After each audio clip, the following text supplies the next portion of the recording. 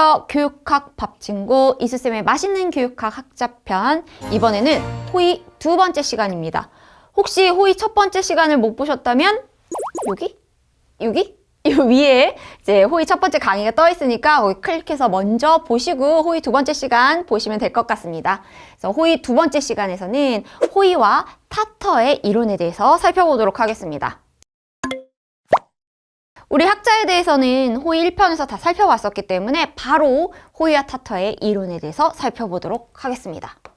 자, 호의와 타터의 이론 중에서 우리가 이번 시간에 살펴볼 이론은 의사결정 참여 모형입니다. 자, 그럼 의사결정 참여 모형이 무엇에 관련된 이론인지 좀 알아야 되겠죠? 의사결정 참여 모형이라는 거는 말 그대로 조직에서 어떤 의사결정을 할 때 구성원을 참여시켜야 되잖아요. 근데 이제 구성원 모두를 다 매번 의사결정에 참여를 시킬 수는 없으니까 이제 안건에 따라서 달라지겠죠? 안건에 따라서 이 구성원을 참여시킬 것이냐 말 것이냐 이걸 결정하는 모형입니다. 그래서 개념을 보면 조직에서의 의사결정에 구성원을 참여시킬 것인지 그리고 또 얼마나 어떻게 참여시킬 것인지에 대한 모형이다라고 생각하시면 되겠습니다. 그러면 이제 모든 구성원들을 다 매번 참여시킬 수는 없다고 했잖아요. 그러면 어떨 때 참여시키고 어떨 때는 참여를 시키지 말고 어떨 때는 조금만 참여를 시킬 것인지 기준점이 있어야 되겠죠. 그 기준점에 해당하는 게 뭐냐면 관련성, 전문성, 그리고 구성원에 대한 신뢰입니다. 관련성이라는 거는 말 그대로 그 안건하고 얼마나 관련이 있는가를 보는 거예요. 그러니까 의사결정을 한다. 뭐 예를 들어서 학교에서도 어떤 정책이라던가 어떤 안건에 대해서 의사결정을 할 때 이 구성원이 이 안건이랑 관련이 있는지 없는지에 따라서 이 사람을 참여시킬 것인지 말 것인지를 결정한다는 거죠. 두 번째는 전문성이에요. 전문성이라는 거는 얼마나 알고 있는가에 관련된 겁니다. 그러면 잘 알고 있어요. 그럼 전문성을 가지고 있는 거고. 잘 몰라요. 그럼 전문성이 없는 거죠. 그러면은 전문성이 있으면 아무래도 참여를 시켜야 되잖아요. 아는 게 없으면 좀 참여를 덜 시켜야겠죠. 이게 전문성 검증입니다. 그 다음에 마지막은 뭐냐면 이 두 가지 다 있을 경우에 해당되는데 구성원을 믿을 수 있느냐 없느냐 이걸 판단을 해야 된다는 거죠. 조직의 구성원이면 당연히 믿을 수 있어야 되는 거 아니에요? 라고 생각할 수도 있지만 그렇지 않은 경우가 있을 수 있어요. 예를 들어서 우리 조직에서 어떤 안건에 대해서 결정을 하는데 그 안건이 이제 구성원의 이익과 배치되는 경우가 있을 수 있어요. 그러니까 이렇게 결정하는 게 예를 들어서 찬성을 하는 게 우리 조직에는 훨씬 더 도움이 돼. 근데 개인적으로는 반대를 해야 나 개인한테 이득이 된다. 그럴 경우에 이 구성원을 충분히 믿을 수 없겠죠. 그럴 경우에는 무작정 다 참여시킬 수는 없잖아요. 그래서 이런 세 가지 기준점을 가지고 구성원을 어떻게 참여시킬 것인지를 결정한다라고 생각하시면 되겠습니다.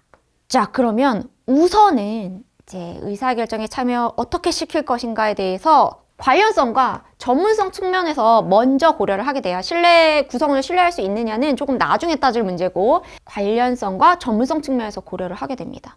근데 우리가 이제 의사결정 참여 모형에 대해서 공부를 할 때 꼭 기억해야 되는 단어가 있어요. 아주 중요한 단어. 수용 영역입니다. 이걸 모르면 이 개념을 헷갈려서 반대로 생각하기 시작하면 아주 피곤해져요. 이론이 절대 이해가 안 됩니다. 그래서 이 개념을 먼저 명확하게 이해하는 게 필요해요.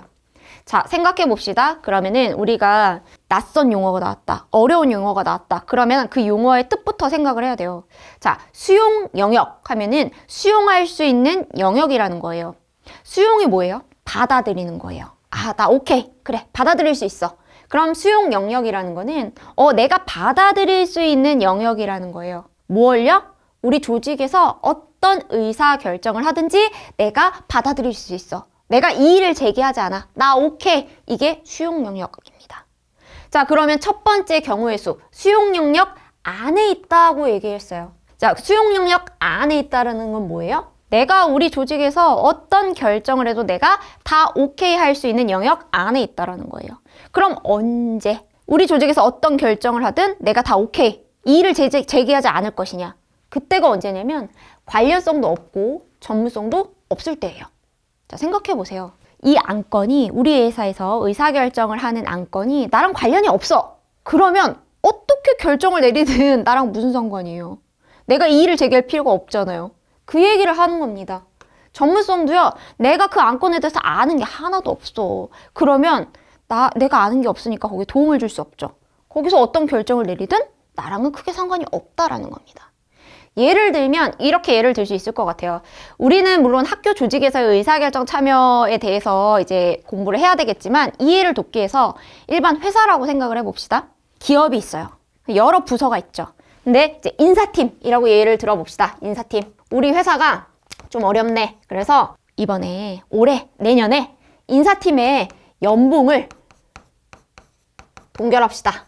여기에 대해서 의사결정을 해야 되겠어요. 자, 여기에 대해서 결정을 해야 되니까 참여하세요 라고 얘기하는 거예요. 근데 이제 나는 인사팀이 아니에요. 나는 마케팅팀이에요. 그러면은 내가 마케팅팀이면 인사팀 연봉을 동결하든지 삭감하든지 안 주든지 나랑 상관이 없어요. 나는 마케팅팀인데 인사팀 연봉 동결합니다 라고 해서 저 반대요 라고 하진 않을 거 아니에요. 그게 뭐예요? 수용 영역 아니라는 겁니다.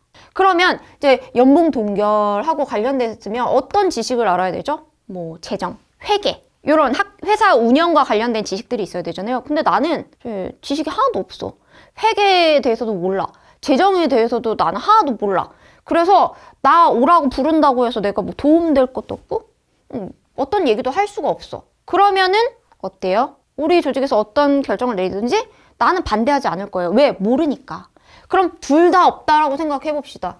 난 마케팅 팀이고요. 그래서 나랑 관련도 없고요. 난 아는 것도 없어요. 그러면은 나 빼고 결정해도 내가 반대하지 않을 거라는 거예요. 난 다 오케이. 뭐 하든지 말든지. 그게 바로 수용 능력 아니에요. 그럼 그때 그 사람 관련성도 없고 전문성도 없는 사람 참여시켜야겠어요? 안 시켜야겠어요? 안 시켜야 됩니다. 그런 사람 오히려 참여시키면 어떻게 돼요? 불쾌감을 나타낼 수 있어요. 자, 생각해보세요. 나는 그 안건에 대해서 아는 것도 없고 나랑 관련도 없어. 근데 자, 2시까지 참여하세요. 회의실로 오세요. 2시간 동안 거기에 대해서 이제 회의한 다음에 결정할 거예요. 그러면 어떤 반응 나오겠어요? 바빠 죽겠는데 나 그거에 대해서 아는 것도 없고 그거 나랑 상관없는데 나 왜 불러? 이런 반응이 나오겠죠. 그래서 참여를 안 시키는 거예요. 이런 상황을 뭐라고 얘기하냐면 비협조적인 상황이다 라고 얘기를 합니다. 이게 첫 번째 경우의 수겠죠. 자, 두 번째 경우의 수입니다. 둘 중에 하나만 있는 경우가 있겠죠. 관련성만 있거나 전문성만 있는 경우가 있습니다. 그걸 뭐라고 명칭을 지었냐면 관련성 한계 영역, 전문성 한계 영역이라고 얘기를 해요. 근데 이것도 이름이 한계 영역이다 보니까 이제 관련성이 없는 거 아니에요? 전문성이 없는 거 아니에요? 이렇게 반대로 생각하시는 경우가 있는데 그거 주의하셔야 돼요. 관련성 한계 영역은요, 관련성이 있는 거예요. 전문성 한계 영역은 전문성이 있는 거예요. 그러니까 관련성 내 한계, 테두리잖아요. 관련성까지밖에 한계야. 전문성까지가 내 한계야. 이렇게 생각하시면 됩니다. 그럼 그때는 일단 둘 중에 하나가 있으니까 참여를 시키긴 해야죠. 아예 빼면 안 되겠죠. 근데 어떻게 참여시키냐면 제한적으로 가끔만 참여를 시킵니다. 둘 중 하나만 있을 때. 근데 그 이유가 조금 다르겠죠. 제한적이고 가끔만 참여를 시키지만 관련성만 있을 때는 왜 참여를 시키겠어요? 나 빼고 결정하면 저항할 테니까 항의하겠죠. 자, 인사팀 연봉 동결합니다. 근데 내가 인사팀인데 우리 팀 다 빼고 다른 팀끼리 모여가지고 그래요, 인사팀 연봉 동결합시다 이러면은 가만히 있겠어요? 왜요? 왜 우리 팀만 동결해요? 다른 팀 다 냅두고. 이렇게 저항할 수 있죠. 그러면은 참여를 시키는 거예요. 참여를 시켜서 왜 지금 우리 회사에서 이렇게 인사팀의 연봉을 동결할 수밖에 없었는지 설명을 해줘야겠죠. 반면에 전문성만 있어요. 나랑 관계는 없는데 전문성만 있어요. 왜 참여시킬까요? 도움을 받을 수 있잖아요. 도움. 회계에 대해서, 재정에 대해서 되게 잘 알고 있어요. 그러면 의사결정의 질을 높일 수가 있어요. 더 좋은 결정을 내리는데 도움을 받을 수 있단 말이죠. 근데 이제 관련성이 없고 전문성만 있는 경우에 처음부터 끝까지 쭉 참여시켰다고 생각해 보세요. 그러면은 이 사람은 어떻게 느끼냐면 소외감 느껴요. 막 이제 인사팀 사람들이 막 항의해요. 안 됩니다. 우리 먹고 살기 힘들어요. 물가가 올랐잖아요. 막 항의하면 전문성만 있는 사람은 나랑 상관도 없는데 나 계속 여기 있어야 되나? 뻘쭘하네. 이런 생각 가질 수 있다는 거예요. 그래서 제한적으로 가끔만 참여시킨다 라고 보시면 됩니다.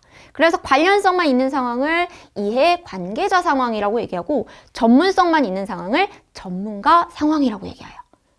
자, 이제 마지막 한 가지 상황이 더 남았습니다. 둘 다 있는 경우. 관련성도 있고요. 전문성도 있어요. 그러면 당연히 참여를 적극적으로 시켜야 되잖아요. 근데 우리 앞에서 기준이 3개였었잖아요. 관련성하고 전문성하고 나머지 하나. 구성원을 믿을 수 있는가? 요걸 살펴봤었어야 됐죠. 그게 여기 나오는 겁니다.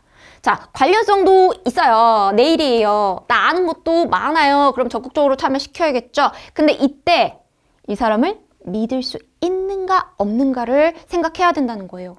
아, 이 사람 믿을 수 있어. 이 사람 믿을 수 있다라는 건 뭐예요? 아, 이 사람은 조직의 복지에 기여하는 방향으로 결정을 해줄 것이다 라는 믿음이에요. 아, 우리 회사가, 우리 학교가 더 나은 결정을 하는데 이 사람이 거기에 맞게 결정을 해주겠구나 라는 생각이 들면 처음부터 끝까지 광범위하게 참여시키는 겁니다. 당연하죠. 그런데 이 사람 관련성도 있고 전문성도 있는데 이 사람을 믿을 수가 없어. 이 사람이 조직의 복지와 일치하지 않는 방향으로 이제 우리 조직에게는 도움이 안 되지만 개인적인 사리사욕 채우는 도움이 되는 결정을 할 수도 있을 것 같아. 그러면 어떻게 돼요? 태클을 좀 걸어야죠. 쭉 참여시키지 말고 처음부터 참여는 시킬 때 중간중간 막아야 된다는 거예요. 그래서 이제 신뢰를 할 수 있을 때는 항상 광범위하게 참여시키고 신뢰할 수 없을 때는 항상 그렇지만 제한적으로 참여시킨다라고 보시면 됩니다. 그래서 신뢰할 수 있을 때의 상황을 민주적 상황이라고 얘기하고 신뢰할 수 없을 때의 상황을 갈등적 상황, 갈등이 생길 수 있잖아요. 갈등적 상황이라고 이야기합니다. 자, 그러면 우리가 배운 내용을 딱 표로 정리를 한 겁니다. 여기까지가 우리가 알고 있는 내용이에요. 다시 한번 볼게요. 자, 수용 영역 아닙니다. 어떤 이야기를 해도, 자, 어떤 결정을 내려도 난 다 오케이. 왜? 관련성도 없고 전문성도 없으니까 난 다 없어요. 나랑 상관이 없어요. 그렇기 때문에 이제 참여하세요. 그러면 어떻게 나온다? 비협조적으로 나와요. 비협조적인 상황이죠. 의사결정에 참여시킨다, 안 시킨다? 안 시킵니다. 둘 중에 하나만 있어요.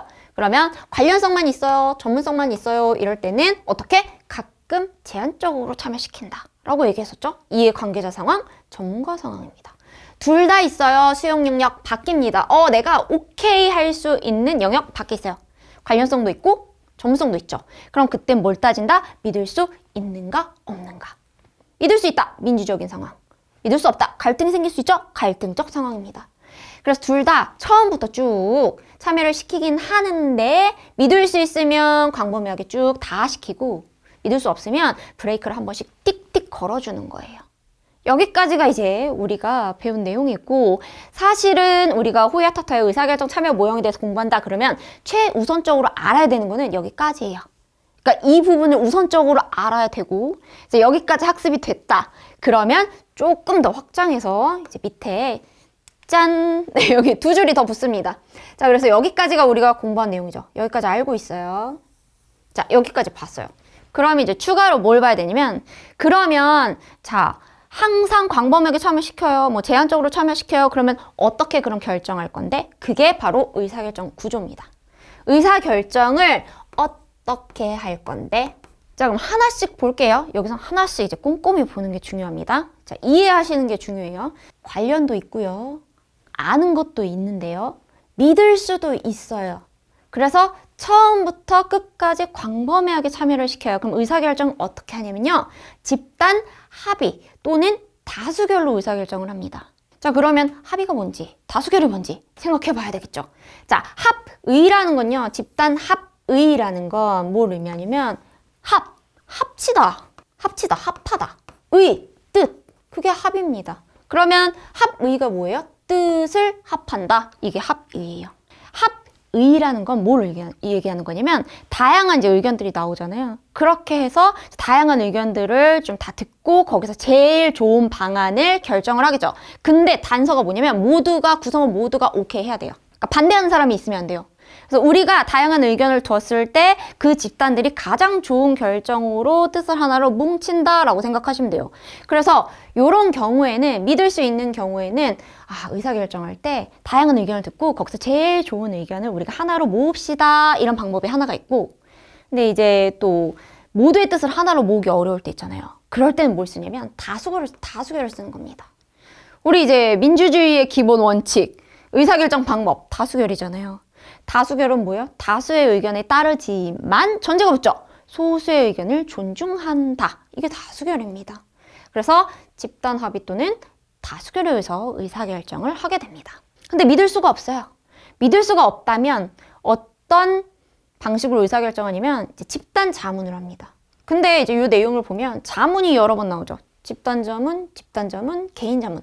자, 그럼 또 생각해야 됩니다. 자문이란 무엇인가? 자문이라는 거는 이제 의견을 듣는 거잖아요. 의견을 묻는 거예요. 근데 자문은 강제성이 없어요. 그렇기 때문에 의견을 묻지만 반영할 수도 있고 안 할 수도 있어요.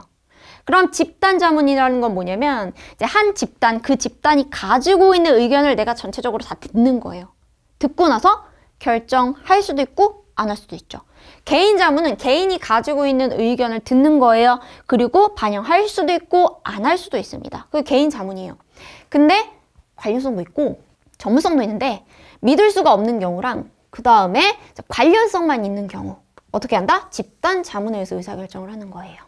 그러니까 그 사람들이 가지고 있는 집단, 그 사람들의 의견을 전체적으로 듣는 거죠. 그러니까 관련성도 있고 전문성도 있는데 믿을 수 없는 집단의 사람들, 그 사람들이 의견을 내겠죠. 이래야 됩니다. 그럼 집단의 의견을 듣고 반영할지 안 할지 결정하거나 이제 관련성 있는 사람들, 나 인사팀인데 내 연봉 동결하면 안 돼요.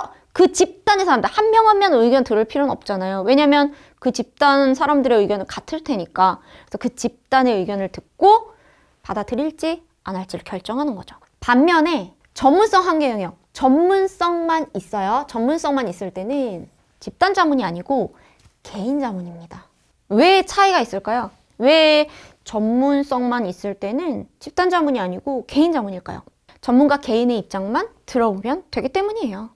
그거 생각해 보시면 돼요. 우리 TV 같은 거 보면, TV 프로그램, 뭐 예능이나 교양 프로그램 같은 거 보면 이제 뭐 패널들이 나와서 막 얘기할 때 법률 자문가 모셨습니다. 아니면 의료 자문가 모셨습니다. 그래서 이제 자문 듣잖아요. 이제 법률 전문가가 나와서 뭐 이혼할 때는 뭐 이렇게 해야 됩니다. 의료 전문가가 나와서 뭐 이렇게 하면 건강에 안 좋습니다. 이렇게 얘기하잖아요. 그럴 때 우리가 법률가 집단, 그러니까 변호사 집단 전체의 의견, 통일된 의견이 필요한가요? 아니면 의사 전체 의사들이 어떻게 생각하는지 중요한가요? 그렇지 않죠. 그냥 그 전문가한테 가서 어떻게 생각하세요? 그 개인한테 가서 의견을 듣는 겁니다. 그렇기 때문에 전문성만 있을 경우에는 집단 자문할 필요 없어요. 그 전문가 한 명한테 가서 자문을 받으면 됩니다. 그래서 개인 자문이에요. 그 다음에 둘 다 없어요. 그때는 의사결정에 참여도 안 시키고 의사결정 어떻게 해요? 일방적으로 그냥 알려주면 돼요. 이렇게 결정됐습니다 라고 알려주면 됩니다. 그럼 그때 학교장의 역할은 무엇인가? 교장 선생님은 뭘 하나요?에 대해서 좀 살펴봐야 되겠죠. 자, 집단 합의라고 얘기했습니다. 집단 합의가 이루어질 때 교장 선생님은 어떤 역할을 하냐면 의견을 모으는 역할을 해요. 그래서 통합자예요. 뜻을 하나로 모으는 역할을 하는 겁니다. 통합자. 그 다음에 다수결에 의해서 의사결정이 이루어질 때 학교장의 역할은 뭐냐면 의원 혹은 뭐 의회자라고 비유를 합니다. 그러니까 의원의 비유를 한 거예요. 그러니까 우리가 다수결이 가장 빈번하게 이루어지는 곳 어디예요? 국회잖아요. 뉴스에 나오잖아요. 다수결에 의해서 누가 얼마나 찬성했고 누가 반대했고 이런 거 결정하잖아요. 그럼 그때 교장의 역할은 의원이다. 그래서 국회 상황을 좀 떠올리시면 될 것 같고 그 다음에 집단 자문을 했을 경우 학교장의 역할은 교육자입니다. 요게 좀 헷갈릴 수 있는데 교육자는 뭐 하는 사람이에요? 가르치는 사람이에요. 자, 설득을 해야 됩니다. 자, 관련성도 있고 전문성도 있는데 믿을 수 없는 사람이랑 관련성만 있는 사람들이 이제 집단의 의견을 내잖아요. 인사팀 연봉 동결하면 안 됩니다. 그러면 어떻게 돼요? 근데 우리가 동결을 해야 되게 생겼어. 그럼 어떻게 돼요? 설득해야 되죠. 지금 회사 상황이 지금 이렇게 어렵고 이러이러한 부분이 있어가지고 동결을 할 수밖에 없어요. 뭐 다른 팀들도 점차적으로 동결할 거예요. 라고 하면서 어떻게 돼요? 알려줘야 돼요. 가르치는 사람. 그래서 교육자입니다.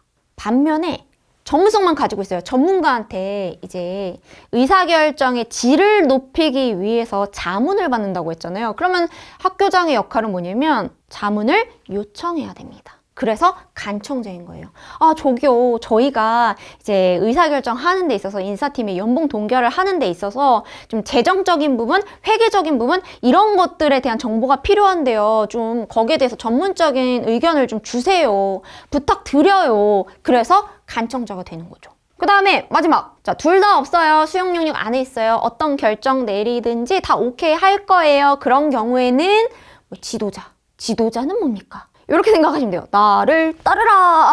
네, 이게 지도자입니다. 자, 우리가 이렇게 결정했어요. 일방적으로. 이렇게 결정했으니까 이렇게 따라오시면 됩니다. 그래서 지도자의 역할을 한다라고 정리를 하시면 되겠습니다. 여기까지가 호의와 타타의 의사결정 참여 모형입니다. 이제 이게 다기 때문에 뒤에 이제 따로 정리하는 시간이 없어요. 그래서 우선적으로 의사결정 참여 모형에 대해서 공부를 이제 해야 되겠다. 알아야 된다. 그러면 가장 최우선적으로 뭘 알아야 되냐면 요걸 구분할 수 있어야죠. 요 네 개의 상황. 그러니까 둘 다 없을 때는 수용 영역 아니고 둘 다 있을 때는 바뀌고 하나만 있을 때는 한 개 영역이다. 요거를 구분하시고 그 다음에는 여기까지 어떻게 참여시킬 것인가. 그 다음에 의사결정 구조, 학교장 역할까지 파악하시면 되겠습니다. 자, 이렇게 해서 이 쌤의 맛있는 교육학 호의의 두 번째 시간, 그래서 호의와 타타의 의사결정 참여 모형까지 살펴봤습니다. 우리 호의 1, 호의 2 강의 보시고 궁금한 점이 생겼어요, 질문하고 싶어요 라는 선생님은 여기 이제 카페에 URL이 찍힐 거예요. 클릭하시면 한희수 교육학 카페로 연결되니까 카페에 질문 주시면 제가 성심성의껏 답변 드리도록 하겠습니다. 자, 학자 특강은 이제 다음 학자로 계속해서 이어집니다. 수고하셨습니다. 빠빠.